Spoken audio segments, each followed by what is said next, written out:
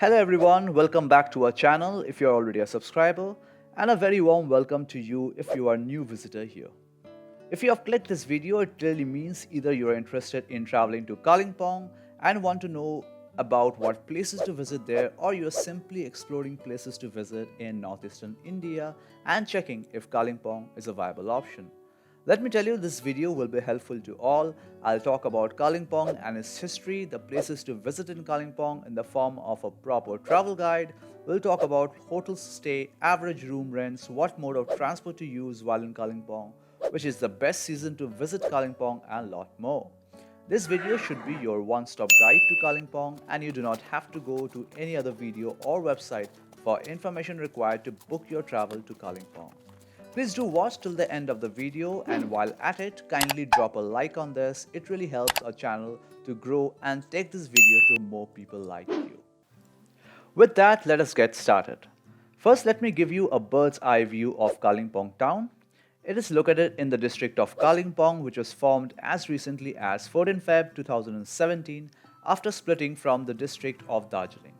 Now coming to Kalimpong town, it is located at an elevation of around 4,000 feet above sea level. The town has a bunch of places to visit for sightseeing and can be easily covered in 2 days with a lot of time to spare in the second half of your day.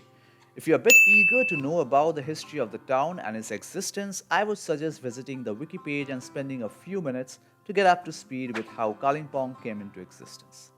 Now let us go over our entire Kalimpong travel schedule. We are temporarily stationed in Malda town in West Bengal, so we took an early morning train from Malda to New Jalpaiguri station. The train picked us up at 5:30 am from Malda and dropped us into NGP station at 9:15 am. NGP is a station in the city of Siliguri, which is essentially a gateway to all tourist attractions in northern Bengal and Sikkim. Be it Gangtok, Darjeeling, Kurseong, or Kalimpong, you must make a pit stop at Siliguri. Now, a car ride is also possible to Kalimpong all the way from the south of Bengal, but the roads are very bad, and I would highly recommend taking a train to Siliguri and only then pick the car option for further travel. From NGP, our hotel cab picked us up as we had intimated them earlier via email. The price paid for the trip from NGP to Kalimpong was 4,500 bucks in an Innova.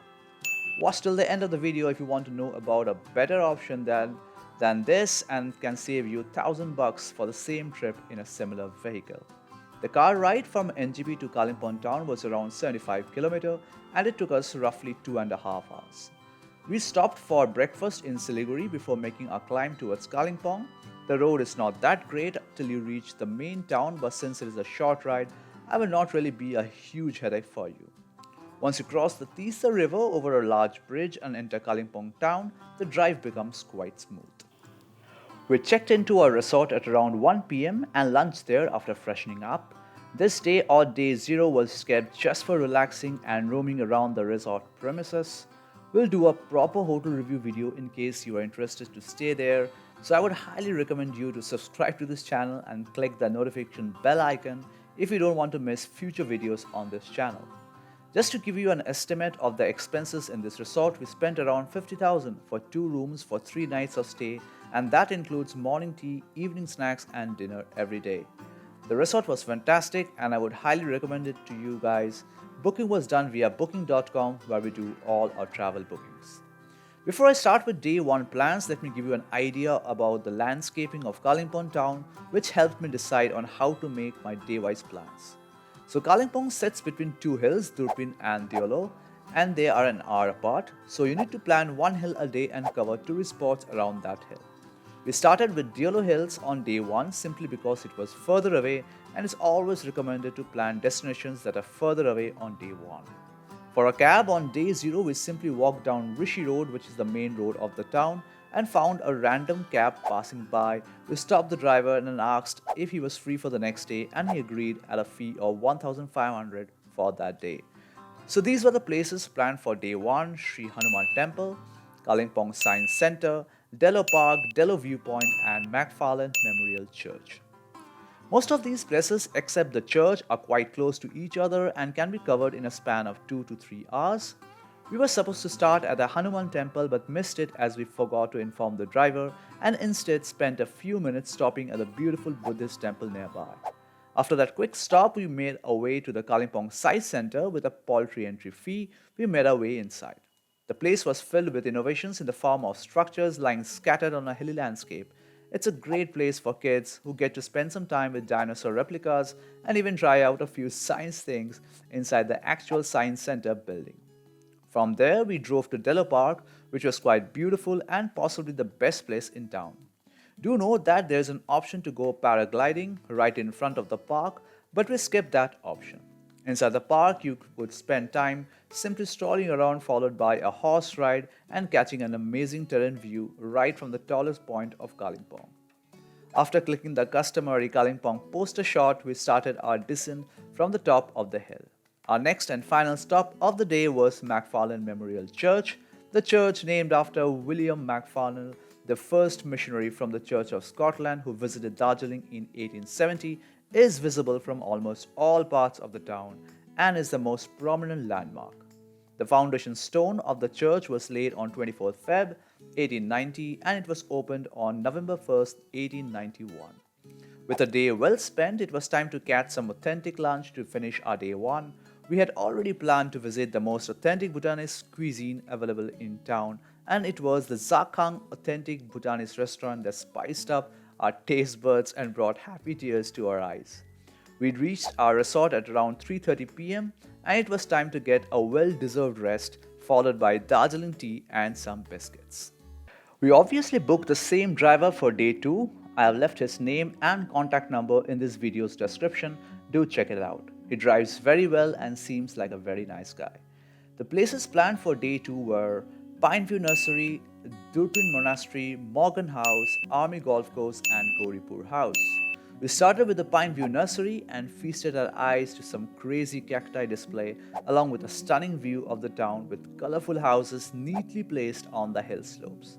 After spending a few minutes there, we drove to the Durpin Monastery, which is also known as the Zang Dhok Paldri Phodang and is a Tibetan Buddhist monastery. It was consecrated in 1976 by the visiting Dalai Lama. The monastery houses many rare scriptures that were brought into India after the annexation of Tibet in 1959. Even though the monastery entrance was closed, we still managed to spend quite some time around the place and enjoyed the view from the top of the hill. Due to COVID, the monastery has been closed to tourists for over a year now. From there, we made our way to the Morgan House and the nearby Army Golf Course. Sadly, we had the same fate as at visit to Drupin Monastery. While the Morgan House was closed for visitors, the golf course was not for all to enter. We still managed to catch some coffee in a canteen overlooking the amazing golf course. Our final stop of the day was Gauripur House, and I have to admit, we spent the most time there reliving the time when Kobiguri Rabindranath Tagore stayed at that place to write the poem Janmodin and recite it on the day of his 78th birthday via a telephone on All India Radio. That was April 25, 1940, and 81 years later, the house stands in extremely bad shape, about to collapse with all its glory and history. Someone needs to take note and start restoration work of this house as soon as possible. While my father-in-law played the incredible verses of the poem on his phone, I could only imagine how fascinated my mother would have been had she been alive and with us visiting this place. She was an ardent admirer of literature and was obviously very fond of Kavi Guru's work. That was a light day, and we ended it by stopping for lunch at the veranda inside Sumit Barsana Resort and Spa. The lunch was placed on a beautiful lawn with a view of the town from the top of the resort as we ended our day on a high note and satisfied stomach. The driver charged us the same amount for this day, which was 1,500 INR. He dropped us to our resort around 3:30 pm again. That evening, we caught an amazing sunset from our resort lobby, and this footage is just for you to experience it digitally. We didn't keep any plans for day 3 as we had to check out of our resort at 11 am.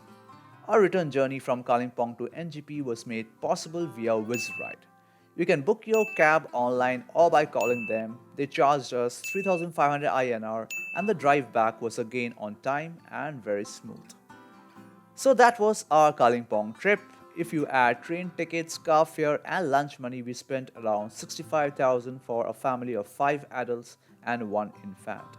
The average hotel per night prices with a decent view is around 3 to 5,000 in Kalimpong town.